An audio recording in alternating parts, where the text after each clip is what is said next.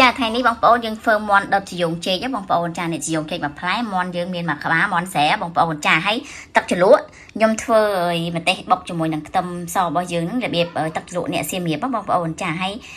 ទឹកជ្រលក់នេះឆ្ងាញ់បងប្អូនយកទៅជ្រលក់ជាមួយនឹងសាច់មន់ណាចាហើយចាំតែមើលរបៀបធ្វើទឹកជ្រលក់ទាំងអស់គ្នាបងប្អូនចា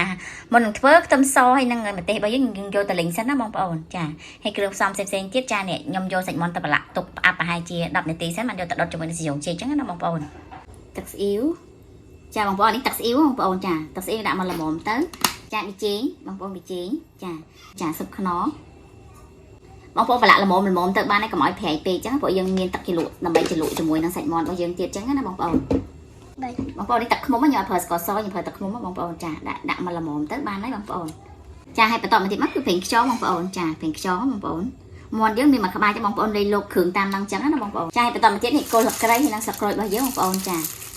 យើងប្រឡាក់វាដើម្បីកុំឲ្យបាត់ធុំក្លិនឆ្អាបអញ្ចឹងណាហើយវាឈ្ងុយសាច់មាន់របស់យើងបងប្អូនចាហើយបងប្អូនច្បល់វាឲ្យសប់សាច់ទៅឲ្យចូលជាតិគ្នាអញ្ចឹងស្អាប់ទុក10នាទីសិនចាំយើងយកទៅដុតជាមួយនឹងសាយងជែកអញ្ចឹងណាបងប្អូនចាឥឡូវនេះខ្ញុំរៀបសាយងជែកពីក្រុមសាច់មាន់របស់យើងចាហើយបងប្អូនមុននឹងបងប្អូនដាក់ដុតណាបងប្អូនដាក់ប្រេងឆាពីក្រុមបន្តិចហ៎បងប្អូនចាប្រេងឆាយើងចាក់ប្រេងឆាបន្តិចសិនណាចាយើងរៀបសាយងជែកពីក្រុមចាបងប្អូនកន្លែងខ្ញុំភ្លេចប្រាប់បងប្អូនណាសយងជែកមុននឹងយកទៅដុតមាន់បងប្អូនពុះជា3ជា4តាមដែលសយងជែកធំទូចអញ្ចឹងយកទៅត្រាំជាមួយនឹងទឹកក្រូចឆ្មាយើងសិនណាកុំឲ្យវាខ្មៅអញ្ចឹងណាបងប្អូនចាឥឡូវនេះមាន់ខ្ញុំបានដាក់ពីលើសយងជែករបស់យើងហើយអញ្ចឹងឈាមខ្ញុំដាក់តាមក្រោយព្រោះអីឈាមវាឆាប់ឆ្អិនអញ្ចឹងណាបងប្អូនគ្របចោលមកសន្ទុះសិនទៅចាបងប្អូននេះឥឡូវហ្នឹងវារៀងឆ្អិនអញ្ចឹងខ្ញុំក៏ប្រែវាទៅមួយខាងទៀតអញ្ចឹងណាបងប្អូនចាបន្ទាប់ពីប្រែឲ្យទៅមួយខាងទៀតបងប្អូនដាក់ឈាមចូលហ្មងទៅព្រោះអីឈាមហ្នឹងព្រោះអីមាន់ហ្នឹងវាចិត្តឆ្អិនហើយអញ្ចឹងណាបងប្អូនចាឥឡូវហ្នឹងយើងទៅធ្វើទឹកជ្រលក់របស់យើងទាំងអស់គ្នាបងប្អូនទឹកជ្រលក់ហ្នឹងបងប្អូនត្រូវលីងម្ទេសហើយនឹងខ្ទឹមហ្នឹងឲ្យយើងឈ្ងុយសិនចាបងប្អូនយកទៅធ្វើទឹកជ្រលក់បែបអ្នកសៀមរាបទាំងអស់គ្នាអញ្ចឹងណាបងប្អូនឥឡូវហ្នឹងម្ទេសហើយនឹងខ្ទឹមរបស់យើងគឺឆ្អិនអញ្ចឹងខ្ញុំចាក់ទៅមួយខាងដើម្បីវាត្រជាក់សិនបានខ្ញុំយកទៅបុកធ្វើទឹកជ្រលក់របស់យើងអញ្ចឹងណាបងប្អូនចាទឹកជ្រលក់ហ្នឹងបងប្អូនបុក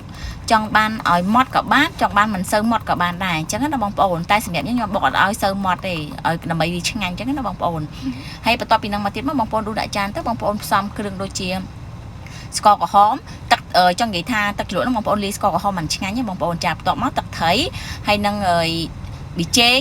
ទឹកខ្មេះបងប្អូនលួចទឹកខ្មេះយើងបន្តិចបានឆ្ងាញ់ហើយបន្តមកទៀតមកក្រូចឆ្មា